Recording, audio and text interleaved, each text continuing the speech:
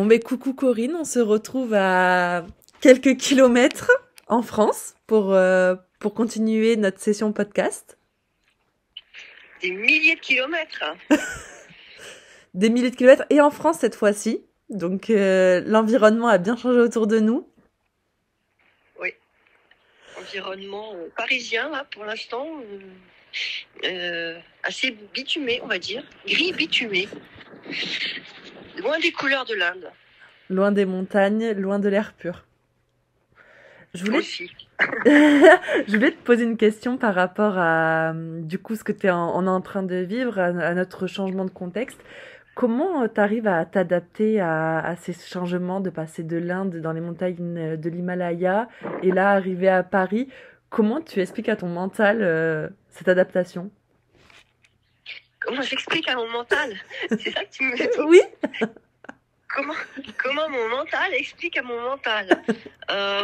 Justement, je pense qu'il faut tout simplement couper le mental encore une fois, parce que c'est le mental qui va te faire râler ou le mental qui va te faire trouver de la joie ou voilà. Donc il faut juste être avec ce qui est présent autour de soi.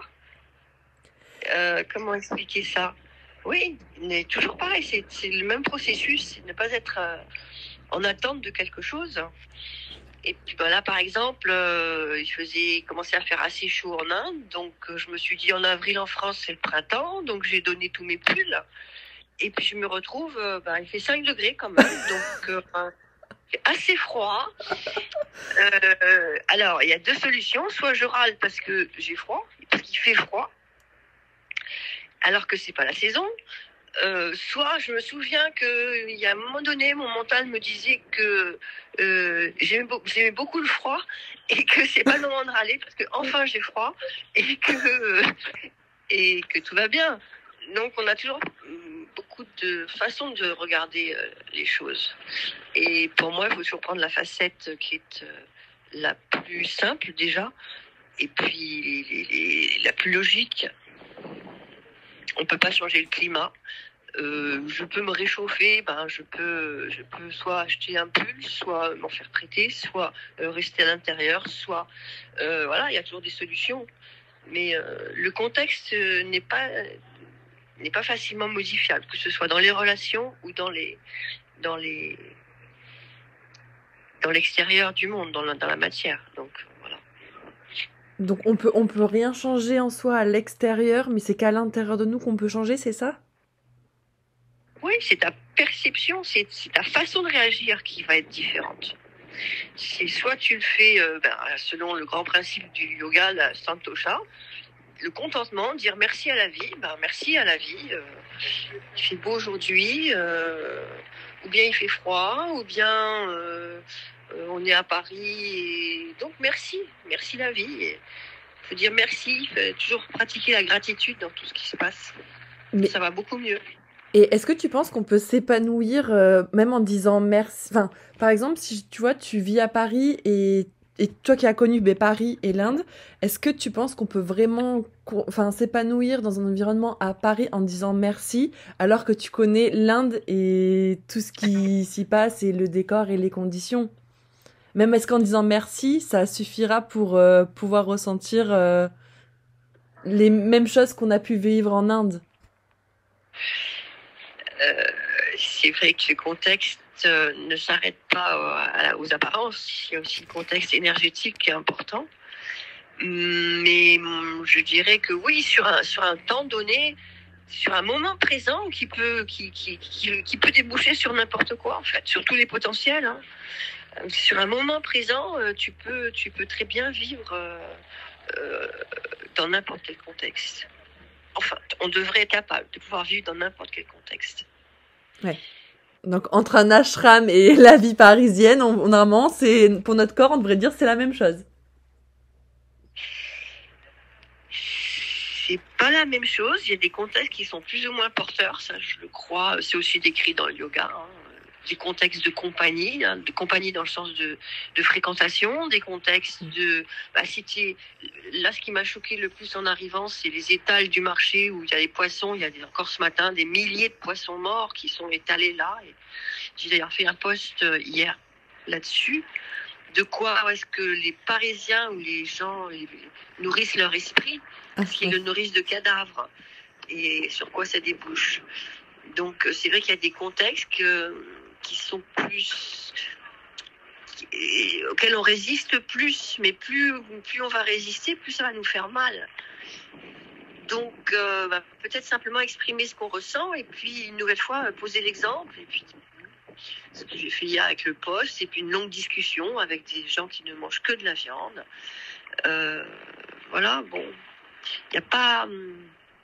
Il y a juste se positionner vraiment dans ce qu'on veut voir se produire dans le monde. Mais on n'empêchera pas les gens de manger de la viande, et on n'empêchera pas on ne va pas fermer les marchés parisiens. Bon, c'est le ramadan aussi, il y a des têtes de moutons déchiquetées partout. Bon, voilà, c'est assez loin du contexte indien, oui, c'est sûr.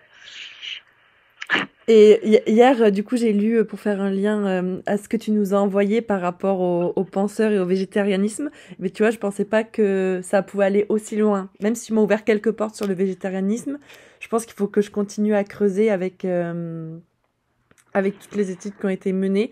Tu aurais des conseils à faire partager par rapport au post que tu nous as envoyé hier sur le végétarianisme et les penseurs? Des conseils de quel type? Parce que justement, j'y pense là de faire un plus long post sur le blog. Le végétarianisme, ça couvre plein de domaines. Ça couvre ta physiologie. Donc la physiologie, on n'a pas une physiologie de gens mangeurs de viande. Hein. On l'a vu ça pendant la formation. Donc on met 8 heures à digérer de la viande. Donc c'est pas normal. En attendant, si tu reprends un repas, il va fermenter dans ton estomac, ce qui va dégager des toxines. Donc déjà, anatomiquement, on n'est pas fait pour manger de la viande. Après, il y a le contexte énergétique. Quel type de viande tu manges? Mais même si tu manges un gibier que tu as prié, etc., bon, bah, tu vas de toute manière absorber les perturbations de l'animal au moment de sa mort. Ouais. C'est pas une mort naturelle. Donc, et c'est d'autant plus amplifié dans notre système, hein, où bon, on va pas revenir, si on peut le faire d'ailleurs sur les abattoirs, le scandale des abattoirs, comment sont sacrifiés les animaux, et en plus, comment ils sont élevés, comment ils arrivent là. Moi, ce qui a déclenché,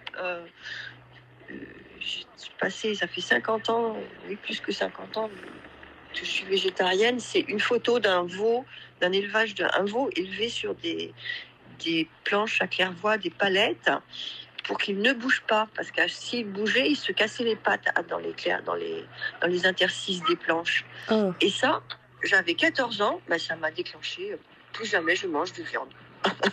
Voilà. Donc je pense qu'il y a des images fortes comme ça. Il y a des mouvements maintenant qui tapent assez fort. Mais ça dépend aussi de ton niveau d'évolution et de ce que tu veux. Après, de quoi tu veux nourrir ton esprit. Quand tu vas un peu approfondir tout ça, tous les textes du yoga ou de Shivananda, je relisais hier, ou de Krishna, il est clairement décrit que la nourriture a 3 parties. Donc la partie toxique qui va être éliminée, la partie qui va nourrir ton être physique, et la troisième partie importante qui va nourrir ton âme. Alors, avec quoi tu choisis de nourrir ton âme? Ça, le choix t'appartient. Mais la conscience manque souvent derrière ça. Donc c'est vrai que... Voilà. C'est vrai que la plupart des gens continuent à manger de la viande. Et puis tu as aussi tout le côté, alors là, qui est plus industriel, je sais pas comment on pourrait dire, mais qui... les élevages sont très décriés, c'est quand même les plus forts consommateurs d'énergie en termes de production de la nourriture, d'alimentation du bétail. Les déchargements des gaz, justement des gaz des élevages, intensifiés. Donc tout ça demande beaucoup d'énergie. Je sais plus, c'est du rapport je crois qu'il c'est pour nourrir une personne qui mange de la viande, tu nourris 40, je sais plus, c'était 4000 personnes qui n'en mangent pas, quoi. Oh là là. C'est énorme. C'est Ah énorme. oui, C'est pour ouais. ça que je voudrais un peu, je vais revoir tous ces docs et puis on va voir ça. Ouais, on pourrait refaire une D'accord. session sur un post sur le végétarianisme. Ouais, ouais. Ça, ça pourrait être sympa. Et est-ce que pour le podcast d'aujourd'hui, tu as quelque chose à rajouter pour l'adaptabilité de notre contexte?